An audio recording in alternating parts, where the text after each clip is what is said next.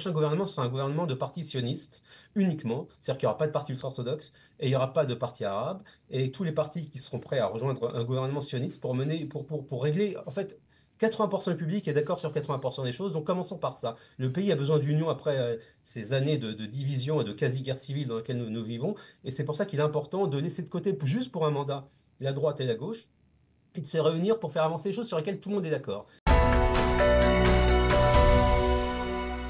Nous avons le plaisir d'être en ligne avec Benjamin Lashkar. Benjamin, bonjour, Boker Tov. Boker Tov, Daniel. Merci d'être avec nous ce matin. Nous vous avons sollicité pour parler avec vous du retour de Gideon Sa'ar au sein du Likoud. Mais avant tout, je voudrais avoir votre appréciation sur l'événement de la journée, qui est cette journée de grève. Certains disent grève générale, mais visiblement, ce n'est pas tout à fait général. Quelle est votre appréciation sur l'organisation d'une telle journée par certaines des familles, par une partie, on va dire, de l'état-major des familles d'otages? Et je ne veux pas juger les familles qui vivent un enfer depuis près de 2 ans, mais j'ai du mal à comprendre la logique de cette grève et ce qu'ils cherchent à obtenir.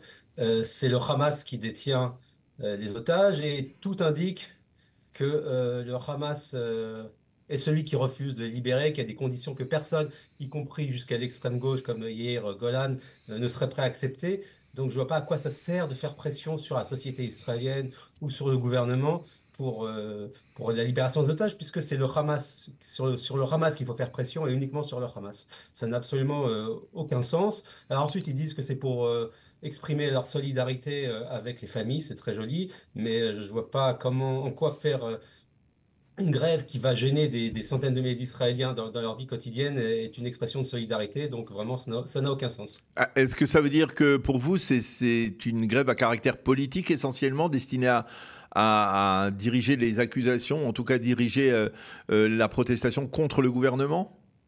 La protestation est contre le gouvernement naturellement depuis toujours, donc ça c'est pas nouveau, et c'est naturel et c'est normal dans une démocratie. Mais cette grève-là n'a absolument aucune logique, donc j'ai du mal à comprendre. C'est quelque chose d'émotionnel, d'irrationnel, qui ne sert à rien.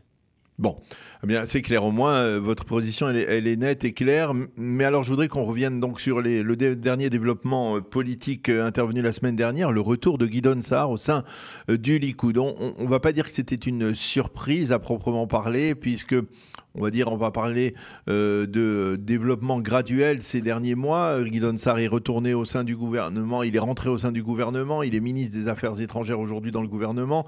Et il a annoncé donc son retour avec les membres du parti de Tikva Hadasha, oui, c'est ça, Tikva Hadasha. Vous étiez un des supporters de Gideon Sa'ar, on va dire, lorsqu'il a quitté le Likoud, lorsqu'il a créé un nouveau parti. Qu'est-ce que vous pensez de ce retour à la maison mère?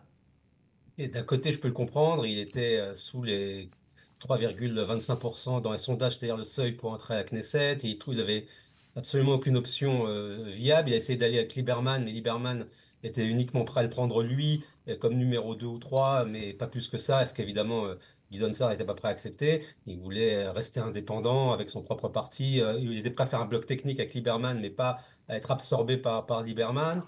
Euh, il n'a pas trouvé d'autre option, et donc il s'est humilié de façon absolument extraordinaire. Je ne pense pas qu'on puisse plus s'humilier que ce qu'il a fait en retournant en Likoud.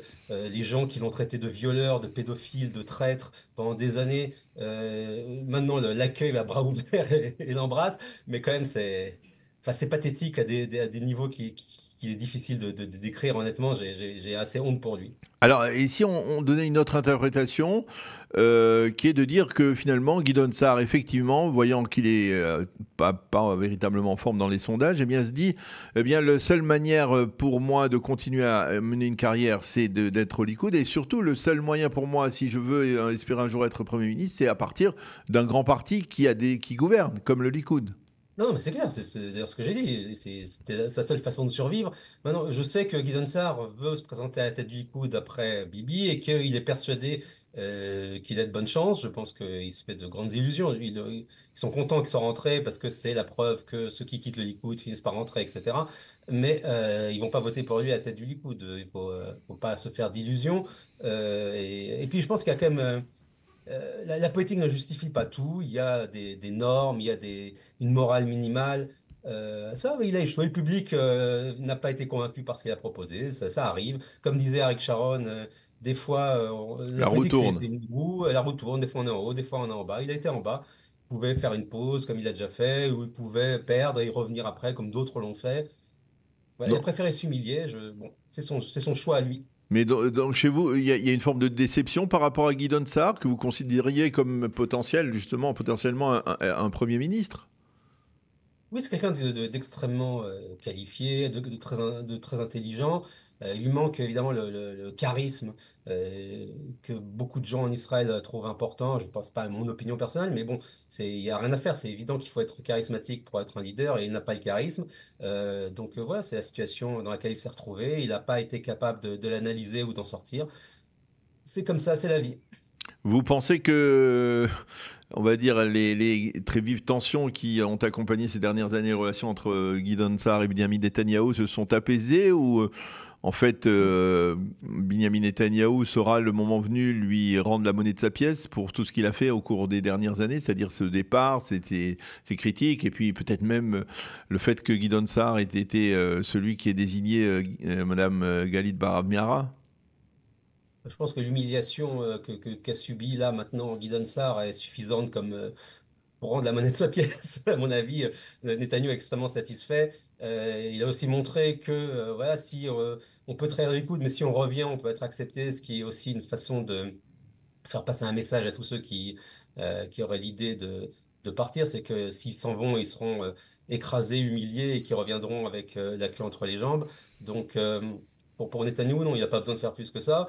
J'avais parlé avec Guy Sarr la dernière fois, ça fait quand même plus d'un an, et il me racontait qu'il finalement il avait eu de longues discussions avec Netanyahou, qu'ils s'étaient réconciliés, que finalement ils avaient trouvé un terrain d'entente. Donc je sais pas, j'étais pas dans ces conversations. Est-ce que c'est vrai, est-ce que c'est pas vrai? Est-ce que Netanyahou est sincère? C'est difficile à dire à chaque fois. En tout cas, je pense que Netanyahou finalement a neutralisé encore un autre ennemi, donc il a vraiment pas besoin de faire plus que ça. C'est ce qui semble dire. On parle ces derniers jours, on dit que eh bien, finalement, Netanyahou est assez redevable de Guy Sarr, qui a maintenu son gouvernement après le départ des partis orthodoxes, et donc d'une certaine manière, il lui est un peu redevable. C'est finalement le plus grave dans cette histoire. C'est que si Gideon Sarr n'était pas revenu au gouvernement, aujourd'hui on aurait un gouvernement minoritaire avec 56 ou 57, ça dépend de Avi Maoz, s'il est dans le gouvernement ou pas, ça Oui. dépend des jours. Et voilà, que ça serait plus ou moins terminé. Et on aurait une opposition de 56. Ce qui est extraordinaire aussi, imaginez que Netanyahu était chef de l'opposition au moment du 7 octobre. Vous comprenez bien qu'il aurait détruit et décomposé le gouvernement en 2 jours et qu'il y aurait eu des élections tout de suite, il n'y aurait aucun gouvernement d'union nationale, aucune unité et qu'il aurait été directement aux élections en pleine guerre et qu'il aurait gagné en plus largement sans le moindre doute. Et il a réussi, lui, à décomposer, dans sa situation catastrophique, à décomposer l'opposition. C'est quand même la preuve qu'on a une opposition qui est particulièrement Oui. incompétente.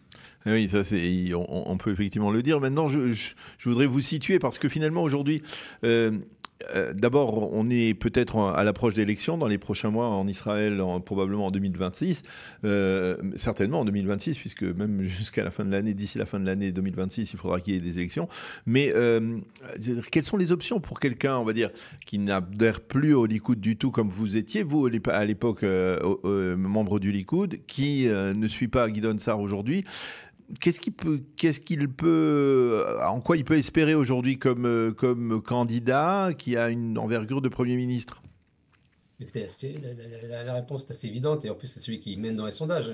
Il reste à peu près que Naftali Bennett. J'aime beaucoup aussi Victor Lieberman, mais je pense pas qu'il soit en capacité d'être Premier ministre. Aussi, je suis pas d'accord avec tout ce qu'il dit. La personne qui me semble la plus à même aujourd'hui de mener le prochain gouvernement, un gouvernement d'union sioniste qui rassemblera tout ce qui est possible de rassembler et tous les partis sionistes seront d'accord avec les lignes du gouvernement. Ça ne peut être que Naftali Bennett, qui était un excellent Premier ministre, qui est un homme de droite, avec des valeurs claires, un homme de principe, un homme surtout qui travaille pour le bien du pays et pas pour son bien personnel, ce qui est quand même la grande différence avec Netanyahou. Et donc, je ne vois pas d'autres personnes aujourd'hui. Il faut bien comprendre que c'est pas les hommes qui sont Pardon, représentés je par. m'excuse de vous interrompre, Benjamin, mais quand vous dites un nombre de principes. C'est-à-dire, tout le monde se souvient que Naftali Bennett, effectivement, il a été Premier ministre pendant un an, mais Naftali Bennett, c'est celui qui a d'une certaine manière dupé son électorat Non, en non, non, promet... ça c'est des Voilà, mensonges. non, C'est les gens qui disent ça sont généralement les gens qui n'ont pas voté non, pour lui. c'est-à-dire non, pardon, il avait promis que jamais il ne ferait alliance ni avec Mansour Abbas, ni avec Yair Lapid, et pourtant il l'a fait. Donc on peut pas dire que, c'est-à-dire entre Netanyahou et Naftali Bennett, on ne sait pas qui est le plus menteur. Les gens, c'était quand même il n'y a pas si longtemps que ça, Oui. et il faut arrêter de réécrire l'histoire. Ah. Naftali Bennett, entre 2020 et 2021, était dans l'opposition. Je rappelais qu'il a été exclu du gouvernement de Netanyahou de 2020-2021, et dans l'opposition. Il a mené campagne pendant un an pour remplacer Netanyahou. Il a dit qu'il allait remplacer Netanyahou. Il a mené campagne contre le gouvernement. Et il a aussi promis qu'il n'y aurait pas de cinquième élection. Et il a eu 6 mandats. Il a dit qu'il serait Premier ministre et il a dit qu'il ferait tomber le gouvernement. 2 jours avant les élections, il a fait une stupide promesse sur laquelle il s'est excusé. C'est une erreur claire, une stupidité dans laquelle il a dit qu'il n'accepterait pas de siéger sous Yair Lapid, pas avec Yair Lapid. Il a déjà été avec Yair Lapid dans le gouvernement, sous Yair Lapid. C'est ça, la seule chose qu'il a dit et qui était complètement stupide. Voilà, c'est toute l'histoire à partir d'une stupidité qu'il a dit 2 jours avant les élections, alors que toute sa campagne était sur le fait qu'il remplacerait Netanyahou, que jamais dans aucun sondage il était placé dans le bloc de Netanyahou, qui était clairement contre Netanyahou pendant toutes les élections. Personne n'a été dupé, tout le monde savait parfaitement qu'en votant pour Bennett en 2021, on votait contre Netanyahou. Donc il faut arrêter quand même de dire n'importe quoi. Je rappelle aussi que de toute manière, même s'il était avec Netanyahou, il y avait 59 sièges et il n'y avait pas de majorité. Et il avait donc promis d'empêcher les cinquièmes élections. Donc il a tenu ses promesses, il a juste dit une bêtise sur laquelle il s'est excusé, et au moins il reconnaît ses erreurs, ce qui est contrairement à un certain Premier ministre qui refuse de reconnaître jamais ses erreurs. Et en plus, c'est vraiment sur quelque chose sans la moindre importance. Ce qui est important, c'est ce qu'on fait quand on est au pouvoir. C'est pas avec qui on s'assoit. On s'en fout avec qui on s'assoit. On peut s'asseoir avec n'importe qui. L'important, c'est quelle politique on mène. Ce qui intéresse les Israéliens et les citoyens, c'est le coût de la vie, leur sécurité, l'éducation, etc. C'est pas qui est assis avec qui au gouvernement. On s'en fout complètement. Alors, mais est-ce que ce serait pour un gouvernement de droite, Naftali Bennett, ou ça serait à nouveau pour un gouvernement, on va dire, mélangé de droite, de centre, de gauche, comme celui de Israël a besoin d'union et il a besoin d'union sioniste. Le prochain gouvernement sera un gouvernement de partis sionistes uniquement, c'est-à-dire qu'il n'y aura pas de parti ultra-orthodoxe et il n'y aura pas de parti arabe, et tous les partis qui seront prêts à rejoindre un gouvernement sioniste pour régler, en fait, 80% du public est d'accord sur 80% des choses, donc commençons par ça. Le pays a besoin d'union après ces années de division et de quasi-guerre civile dans laquelle nous vivons, et c'est pour ça qu'il est important de laisser de côté, juste pour un mandat, la droite et la gauche, et de se réunir pour faire avancer les choses sur lesquelles tout le monde est d'accord. Il y a des choses sur lesquelles la plupart des gens sont d'accord, comme par exemple, excuse-moi, j'ai tout en hébreu, alors j'essaie de traduire en même temps, mais la conscription des ultra-orthodoxes, Oui. certaines questions économiques, etc., qui sont bloquées parce qu'il y a toujours des petits partis extrémistes quand il y a des coalitions de droite ou de gauche qui empêchent de faire passer certaines choses. Donc c'est vraiment l'importance pour le prochain gouvernement, c'est d'avoir l'union de Smotrich jusqu'à Yair Golan, ceux qui accepteront de venir. Toute personne qui est sioniste sera accueillie dans ce gouvernement, y compris le Likoud, évidemment, même si je doute que Netanyahu accepte d'être ministre sous Voilà. Naftali Bennett. Mais on verra. Peut-être que Netanyahu partira. Il y a quand même beaucoup de rumeurs sur le fait que ça, c'est le dernier mandat de Netanyahu, ce qui serait quand même une bonne chose qu'il prenne sa retraite. Il a obtenu le succès de ses 20 ans de Premier ministre, c'est-à-dire la guerre avec l'Iran. Il peut partir sur une note haute, mais malgré tous ses échecs. Et je pense que ce serait vraiment une bonne chose pour lui et pour tout le monde. Qu'est-ce que vous répondez? Ça sera ma dernière question. Qu'est-ce que vous répondez à ceux qui disent que finalement, Naftali Bennett, c'est un ballon de baudruche, c'est-à-dire qu'il est toujours les champions du monde des sondages, mais lorsque l'on arrive à la réalité, eh bien, son parti passe de 20 à 24 mandats à 6, 7, 8, 9, 10, peut-être dans le meilleur des cas, mais pas suffisamment pour être Premier ministre, quoi. Toujours, c'est arrivé une fois, pendant quelques mois, il a été à 20 mandats, en 2020, pendant 3 mois, et ensuite, effectivement, ça s'est dégonflé, mais on n'est pas dans la même situation. Maintenant, j'en sais rien, je ne prédis pas l'avenir, on verra. Ouais. C'est les électeurs qui vont décider, il y aura une campagne, et on verra quel score il fera. Eh bien, Benjamin Lashkar, merci beaucoup pour votre franchise et votre réaction à ce départ. On va dire ce retour de Gideon Sa'ar au sein du Likoud et des développements politiques que cela peut entraîner également. Merci beaucoup d'avoir répondu à nos questions ce matin. Bonne journée, bonne continuation, à bientôt. Merci à vous, bonne journée.